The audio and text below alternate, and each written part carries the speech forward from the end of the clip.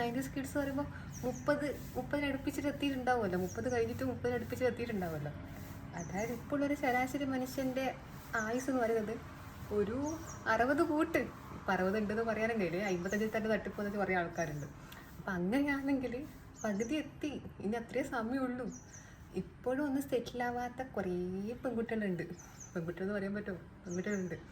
Middle class ഫാമിലിയിൽ ജനിച്ച് വളർന്ന കുട്ടികൾക്കില്ലേ, പെൺകുട്ടികളാണ് കുറേ കാര്യങ്ങൾ ആഗ്രഹിച്ചിട്ട് അതൊന്നും നടക്കാണ്ട് വന്നിട്ട് ഇപ്പോഴും സ്റ്റിൽ ആ ഒരു ഫേസ് തന്നെ നടന്നുകൊണ്ട് പോകുന്ന കുറേ ആൾക്കാർ. ആ കൂട്ടത്തിലൊരാളാണ് ഞാൻ കേട്ടോ.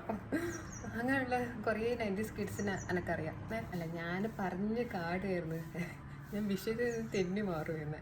അപ്പോൾ അതാണ് ഞാൻ പറഞ്ഞു വരുന്നത്. അതായത് ഒന്ന് മുടി മുറിക്കണം എന്ന് വിചാരിച്ചിട്ട് ഞങ്ങൾക്ക് പോയിട്ട് മുടി മുറിക്കാൻ പറ്റുന്നില്ല.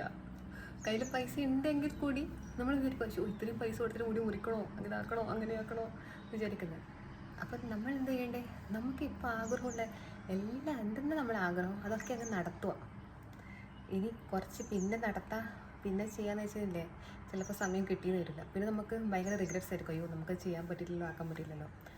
കുട്ടിക്കാലത്ത് ഡാൻസ് പഠിക്കാൻ എനിക്ക് ഭയങ്കര ആഗ്രഹമായിരുന്നു. എങ്ങനെയല്ലോ പോയിട്ട് ഡാൻസിന് ചേരുകയും ചെയ്ത്.